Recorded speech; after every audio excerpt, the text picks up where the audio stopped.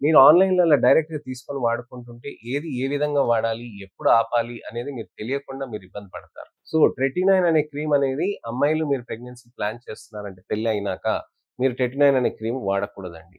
So, అమ్మాయిలు పెళ్లి కాని అమ్మాయిలు వాళ్ళు వాడుకోవచ్చు. వాళ్ళు తప్పకుండా మంచిగా వాడుకుంటూ ఉంటే సేఫ్టీగా ఉంటుందన్నమాట. చాలా బాగా పనిచేస్తాయి. అలానే మీకు ట్రెటినైన్ కంటైనింగ్ క్రీమ్స్ తోటి మీకు రెడ్‌నెస్ అవన్నీ విపరీతంగా పెరుగుతాయి. ర్యాషెస్ ఒస్తాయి. అందుకోసమనే ఫస్ట్ మీరు మా దగ్గరికి కలుస్తే కొత్తగా వచ్చిన కొన్ని మెడికేషన్స్ ఉన్నాయి. వాటిని కూడా మనం ట్రై చేయొచ్చు. అలానే మనకి టాబ్లెట్స్‌లో వచ్చేసి మనకి వైటమిన్ ఏ ఐసోమర్స్ అండి. అలానే యాంటీబయాటిక్స్ కొన్ని టెట్రాసైక్లిన్ గ్రూప్ ఆఫ్ డ్రగ్స్ తర్వాతనేమో అజిథ్రోమైసిన్స్ ఇవి కొద్దిగా బాగా పనిచేస్తాయి. ఇవి మనం కాంబినేషన్‌లో ఏ స్టేజ్‌లో ఎప్పుడు ఏది కావాలనేది మనం డిసైడ్ చేయాల్సిన అవసరం ఉంటుంది. వైటమిన్ ఏ ఐసోమర్స్ కూడా మనం డాక్టర్‌తో డిస్కస్ చేసుకున్నాకనే మీరు స్టార్ట్ చేసుకోవాలి. దానికి రక్త పరీక్షలవి చేసుకుంటూ ఉండాలి. ట్రీట్మెంట్స్ కూడా మనం కాంబినేషన్‌లో చేయాలండి. అయితే మొటిమలకి ఇవన్నీ టాబ్లెట్స్ ఇవన్నీ ఇస్తాం కదండీ! కానీ వాటికి స్లో టైమ్ పడుతుంది. డైలీ హార్మోన్స్ వస్తూ ఉంటాయి కదండీ!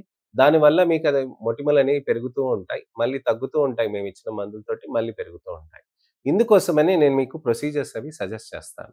ప్రొసీజర్స్ అవి చేస్తూ ఉంటే మనకి చర్మంలో మంచిగా బెనిఫిట్ అనేది ఎక్కువగా ఉంటుంది. ఏ విధంగా బెనిఫిట్ అవుతుందో దాని గురించని వివరిస్తానండి. మొటిమలున్నప్పుడు దానికి మనము కార్బన్ లేజర్ పీల్ కానీ, యాక్నే లేజర్ పీల్ కానీ చేస్తామనమాట.